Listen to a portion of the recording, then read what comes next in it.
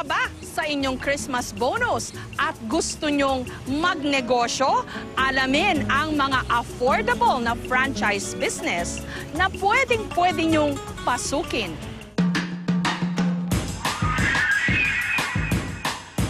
Isang patok na fina-franchise ngayon ang Buko Shake. Ang complete franchise package ng negosyong ito ni Rodimer, mabibili lang sa halagang 25,000 pesos. Kahit sino namang magtanong ng franchise, pag sinabing, magkano franchise mo? Sinabi mo 50,000, 100,000, mahal na. So parang nagbaback out na. So dito, parang sabi niya, kaya ko to. So yun ang gusto namin mangyari. So lahat maka-afford. Mayo lang ng nakaraang taon, sinimula ni Rodimer ang kanyang Buko Shake franchise business na ngayon umabot na sa 150 ang nag-franchise. Ito yung para sa yelo, tapos ito yung para sa buko. Nagsasagawa rin sila ng training sa mga nais bumili nito.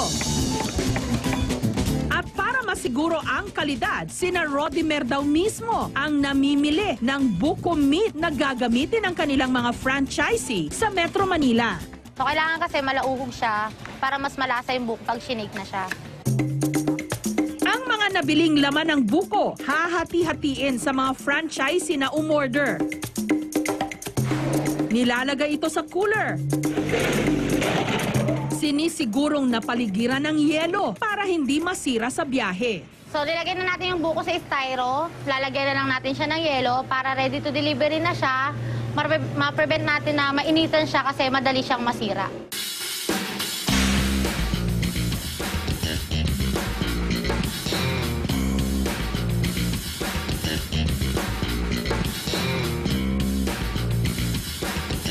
Isa sa mga franchisee ng Buko Shake na ito, ang single mother na si Maria. Nung nabigyan daw siya ng forced retirement nung nakaraang taon, dali-dali siyang naghanap ng murang franchise business. Matagal akong nagtrabaho, 26 years. Ang alam ko, opisina, bahay lang. Siyempre wala akong alam na business. At yun naman Buko Shake ang nakita kong in ngayon, na nakita ko naman na madali naman siyang i-manage. Sabi ko, ito yata, sige, subukan ko, mukhang madali naman. Kaya ako nag-franchise. At sa loob lang ng 2 buwan, bawing-bawi na raw ang kanyang 25,000 na puhunan. Kumikita siya ngayon ng hanggang 2,500 pesos araw-araw. Nakuha ko na yung ROI, return of investment. Income na to ngayon, profit na talaga kasi nabawi ko na eh. Yun, kahit pa paano. Kahit pati yung mga binili kong mga gamit, sana ko na rin, kuha ko na rin. Sarap. Talagang bukong-buko, fresh na fresh.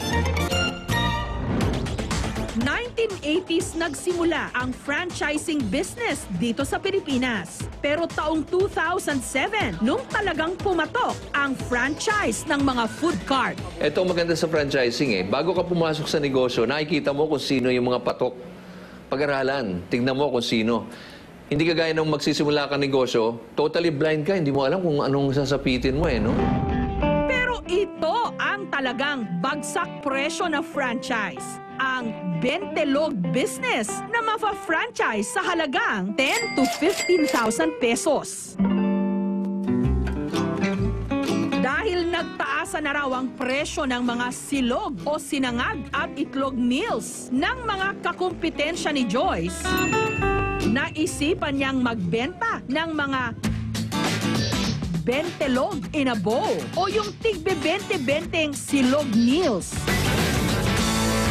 Hindi po siya katulad nung sa Tapsilog na na puro yung tapa niya onti lang, ganun po. Iba-iba po kasi marami pagpipilian, may mga Shanghai po na wala po dun madalas sa Tapsilog. At para raw mas makatipid, bumili siya ng franchise package nito sa halagang 10,000 pesos lang. Mas makakamura po kasi po yung mga kinukuhaan nilang supplier, mas tipid po kaysa po pag ako po yung bibili kasi po lagi na daw po silang kumukuha doon, kaya mas mababa na po yung presyo na binigay sa kanila. Dahil may sarili siyang pwesto, hindi na niya kailangan bumili ng isa pang food cart. Ang franchise package kasi na may food cart, 15,000 pesos. Pero ang cartless o walang cart na package na bibilhin ni Joyce, kompleto na sa gamit at initial supply. May libre pang cellphone loading business. Nito lang Huwebes, i-deliver na sa pwesto ni Joyce ang kanyang bagong Bentelog franchise.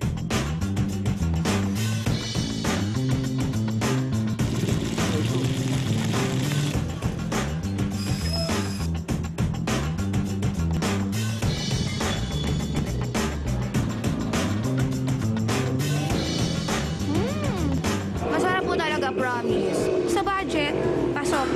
Sarap ate. Bili na kayo. Tama na talaga siya. Pati yung egg, masarap. Payo ni Armando Bartolome, presidente ng Association of Filipino Franchisers Incorporated. Huwag daw agad pasisilaw sa mga murang franchise package. Kailangan daw mabusisi munang pag-aralan ang mga kontratang inaalok nito. Yung franchise agreement ay dapat basahin, dapat magtanong at mag-consult, no? Dahil ang tunay na franchise agreement ay humihigit na mga 30 to 45 pages. Isang kontrata yon, pero doon nakalagay lahat ang mga obligasyon ng may-ari ng negosyo na nagpa-franchise at obligasyon mo rin. Okay? Dapat unawain mo. Huwag kang pipirma basta-basta na hindi mo naintindihan. Makabubuti rin daw kung makipag-usap sa ibang nakabili na ng franchise bago ito pasukin. Huwag kang maniniwala doon sa sinasabi ng franchisor na eto lang ang pwede kong ibigay na franchisee mong pwedeng kausapin. Baka scripted. Baka may usapang commission. No? So, dapat kausapin mo at itanong mo, happy ba sila? Maganda ba yung suporta? At kung tatanungin sila ay kukunin ba nila ulit yung franchise na yun? Marami ang nagsabi, para umasenso, dapat maging boss sa sariling negosyo. Mabuti na lang at marami ng pagpipilian ngayon sa halagang kayang-kaya.